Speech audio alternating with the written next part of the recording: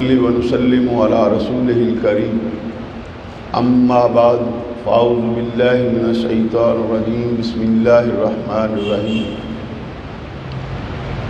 ربنا اغفر لي ولوالدي وللمؤمنين يوم يقوم الحساب صدق الله العظيم وصدق رسوله النبي الكريم الرؤوف الرحيم یا صاحب الجمال و یا سید البشر من وجهك المنیر لقد نور القمر لا يمكن الثناء كما كان حقه بعد از خدا بزرگ توئی قصہ مختصر قال اللہ تبارک و تعالی فی شان حبیبہ ان اللہ وملائکتہ یصلون علی النبی یا ایھا الذین آمنوا صلو علیہ وسلموا تسلیما. سب حضرات نے پڑھ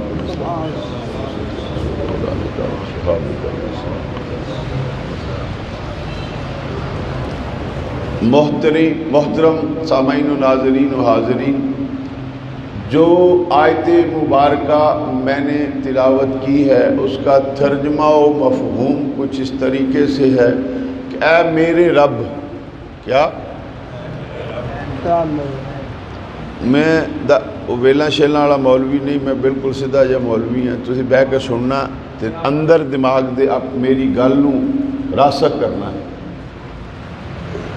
اللہ کی پہ فرماندے نے کہ بندے نوں کی کرنا چاہیے جس ویلے مصلی رسول تے کھلوندا ہے نماز ویلے، پھر بندہ کی کہندا ہے ربنا اغفر لی، اے میرے اللہ مینوں بخش دے، اے میرے رب مجھے بخش دے.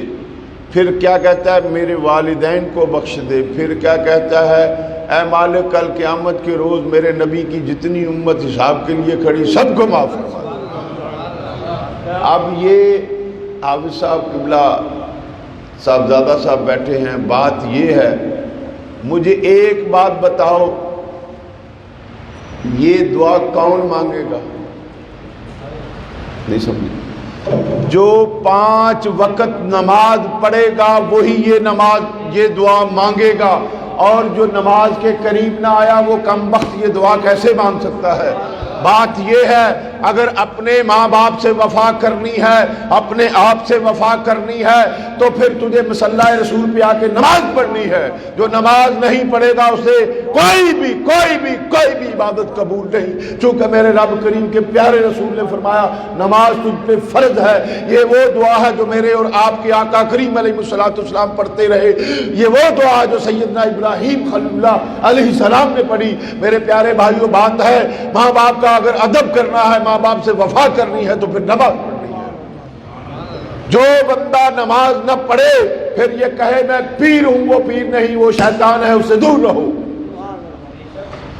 اللہ کا احسان ہے ورلڈ میں جاتا ہوں صرف ایک ہی جگہ پہ نہیں، یہ نہیں سمجھنا. میرے رب کا احسان ہے دنیا کے کئی ممالک میں جا کے دین اسلام کی چینلوں پہ بیٹھ کے بات کرتا ہوں. بات یہ ہے جس پیر سے سنت مصطفیٰ نظر نہ آئے، میرے نبی کی حدیث نظر نہ آئے، وہ پیر نہیں ہوتا. وہ کی ہوندا باجی پنگ تے چرس پین والے پیراں تو بچو، جاہل پیراں تو بچو. جیڑا پیر مصطفیٰ دے در دا رستہ نہ وکھا سکے، جیڑا پیر قرآن دی گل نہ کر سکے، جیڑا پیر حدیث پاک نہ دس سکے، وہ پیر نہیں. کی میں کیا بولو کو 57 پولیس نہیں پھڑ کے کھڑ دی تو حق بات کہنے واسطے ہمیشہ بات سچی کریا کرو.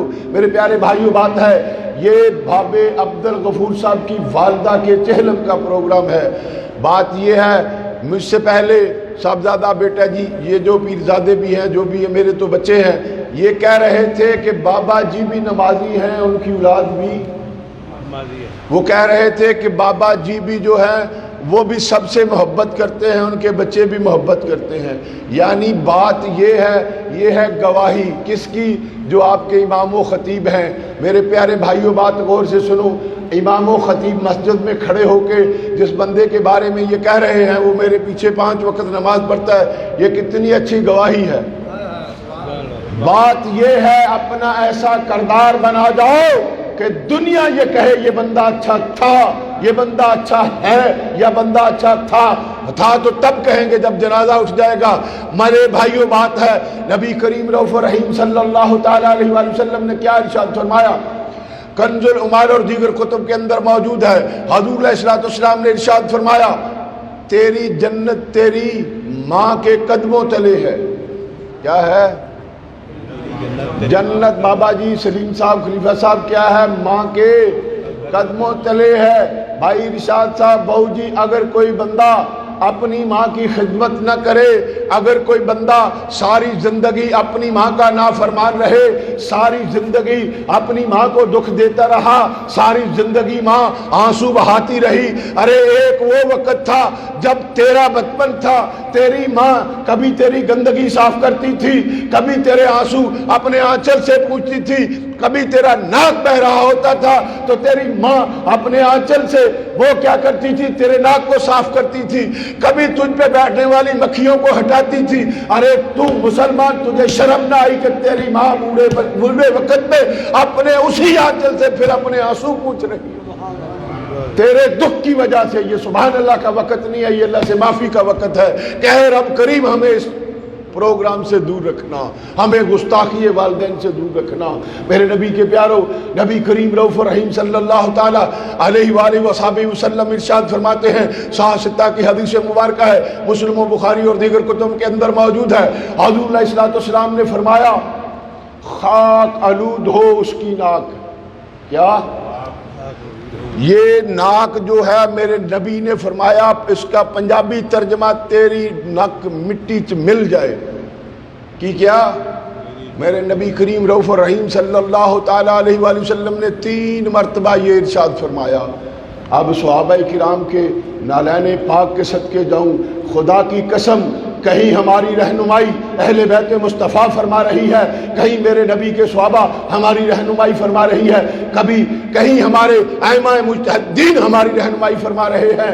میری بات غور سے سنو، صحابہ کرام رضوان اللہ تعالی علیہم اجمعین رو پڑے، یا رسول اللہ صلی اللہ علیہ وسلم یہ کون کم بخت ہے جس کے بارے میں آپ یہ فرما رہے ہیں؟ کیونکہ آپ کی شان تو ہے وما ارسلناک الا رحمۃ للعالمین، اے محبوب آپ تو سارے جہانوں کے لیے رحمت ہے، لیکن آج یہ اتنا جلال، یہ اتنا میرے آقا کریم علیہ الصلوۃ والسلام، یہ جلال ہے جمال نہیں۔ جمال تو میرے نبی کا یہ تھا کہ کبھی کسی نے پتھر مار دیا میرے نبی نے اسے بھی معاف کر دیا، کسی نے گالی دے دی میرے مصطفیٰ نے مسکرا کے گالی کا جواب نہیں دیا، اسے دعا دے دی۔ یا رسول اللہ یہ کیا ہے؟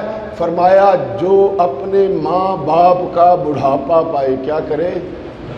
ماں یا باپ کا بڑھاپا پائے، پھر ان کی خدمت کر کے اللہ سے جنت حاصل نہ کر سکے۔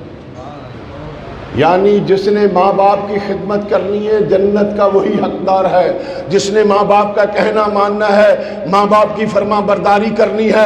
ارے تیرے بوڑھے ماں باپ ہیں، آج تیرے ماں باپ کو تیری ضرورت ہے، نہ وہ باتھ روم میں جا سکتے ہیں۔ میری بات غور سے سنو، آؤ بتاتا ہوں ایک ایسے انسان کی بات جس کے لیے یہ سارے پیر مولوی سارے نعرے مارتے ہیں، حضرت خواجہ اویس کرنی رضی اللہ تعالیٰ عنہ کے بارے میں۔ میری بات غور سے سنو، وہ سید تابعین ہیں۔ کیا ہیں؟ تابعیوں کے سردار ہیں۔ ظاہری زندگی میں نبی پاک کو دیکھا، ظاہری زندگی میں حضور علیہ الصلوۃ والسلام کو دیکھا نہیں، لیکن میرے نبی کریم علیہ الصلوۃ والسلام نے جو ان کو شان و عظمت عطا فرمائی وہ غور سے سننے والی ہے۔ میرے پیارے بھائیوں، جب بھی تیاری کی کہ میں آقا کریم علیہ الصلوۃ والسلام کی زیارت باسعادت کے لیے جاؤں تو ہوا کیا؟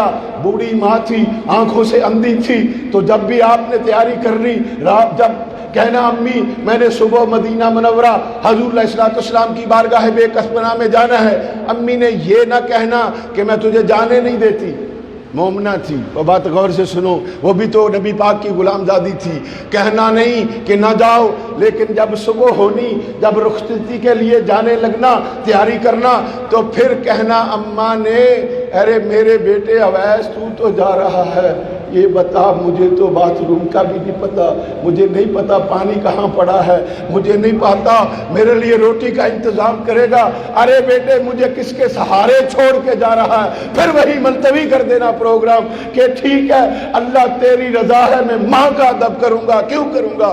میرے نبی کریم علیہ الصلوۃ والسلام کے پیارے صحابی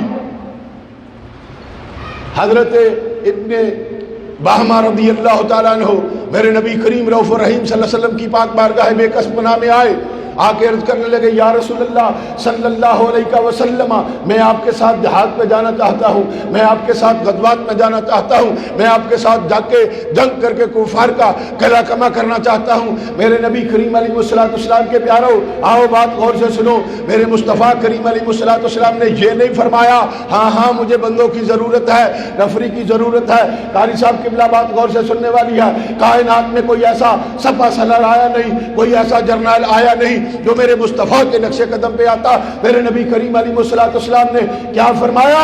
فرمایا اے میرے پیارے صحابی، گھر کس کو چھوڑ کے آیا ہے؟ گھر کس کو چھوڑ کے آیا ہے؟ یا رسول اللہ میری بوڑھی ماں رو رہی تھی تو میں آ گیا۔ حضور علیہ السلام نے فرمایا جا جا کے اپنی ماں کے قدموں سے لگ جا، تیری سب سے بڑی جہاد یہ ہے کہ اپنے ماں باپ کی خدمت کر، اپنے ماں باپ کا ادب و احترام کر۔ ارے میرے مصطفیٰ کریم علیہ السلام کے اس پیارے عاشق سیدنا بلال رضی اللہ تعالیٰ عنہ کو یہ میرے مصطفیٰ کی حدیث یاد تھی، اس لیے جب بھی تیاری کرتے، جب ماں کہتی بیٹا مجھے کس کے سہارے چھوڑ کے جا رہے، پھر بیٹھ جاتے تو ہوا کیا؟ بات ہے ماں کی خدمت کا صلہ کیا ملا؟ جب میرے نبی کریم رؤوف الرحیم صلی اللہ علیہ وسلم دنیا سے وصال فرمانے لگے، سیدنا علی المرتضیٰ شیر خدا کرم اللہ وجہہ الکریم، سیدنا عمر فاروق رضی اللہ تعالیٰ عنہ مراد مصطفیٰ صلی اللہ علیہ وسلم ہے، میرے آقا نے فرمایا یہ میرا جبہ لے جانا اور میرے اویس سے کہنا میری امت کے لیے دعا کرو۔ یہ کس کا صلہ ملا؟ بھائی ماما آڑے ہو، ماں تو بغیر کوئی نہیں جمدہ، نہ پیو تو بغیر جمدہ، سیدنا آدم علیہ نبی نہ اور سیدہ ہوا، ماں تے پیو تو بغیر جمے نے جناب سیدنا عیسیٰ علیہ نبی نہ، باپ تو بغیر اللہ دی قدرت نہ پیدا ہوئے نے۔ بات یہ ہے، اب بات زندگی میں یاد رکھو، ٹولے مولے سارے سن دے ہو، خدا کے واسطے اپنے بوڑھے باپ کی خدمت کرو۔ کبھی آپ نے دیکھا ہے، میں فارن کنٹریز میں جاتا ہوں، پردیس کی زندگی گزاری ہے، خدا کی قسم آپ لوگ جب باہر سے آنے والا آتا ہے اس کے بریف کیس آپ کو نظر آتے ہیں، اس کے تحفے تحائف آپ کو نظر آتے ہیں، اللہ کی قسم کبھی کسی نے یہ نہیں سوچا کہ یہ میرا باپ ہے، یہ میرا بھائی ہے، یہ میرا ماما ہے، میرا چاچا ہے، میرا تایا ہے، میرا کیا خالو ہے، کوئی بھی رشتے سے ہے، یہ مجھے تحفے تو دے رہا ہے، لیکن یہ جو زندگی ذلت کی وہاں گزار کے آیا ہے کبھی اس کے لیے آپ نے نہیں دیکھا۔ کبھی وہ کسی کے برتن صاف کر رہا ہے، کبھی کسی کے گھر میں جھاڑو دے رہا ہے۔ خدا کی قسم یہاں اتنی بڑی مونچھوں والے جو آتے ہیں، کبھی ان سے پوچھنا کہ وہ کیا کرتے ہیں۔ یورپ میں لوگوں کے گھروں کے برتن صاف کرتے ہیں، باتھ روم جا کے لوگوں کے صاف کرتے ہیں، کبھی کسی کی گاڑیاں صاف کرتے ہیں، کبھی کسی کی کوئی مزدوری کرتے ہیں۔ کس لیے؟ ارے میری بیٹی کی جہیز بن جائے، میرے بیٹے کا مستقبل بن جائے۔ ارے تیرا باپ ساری زندگی تیرے لیے لوگوں کی گالیاں کھاتا رہا، آج تیرے باپ کا بوڑھا وقت ہے، تجھ اس کو تیری ضرورت ہے۔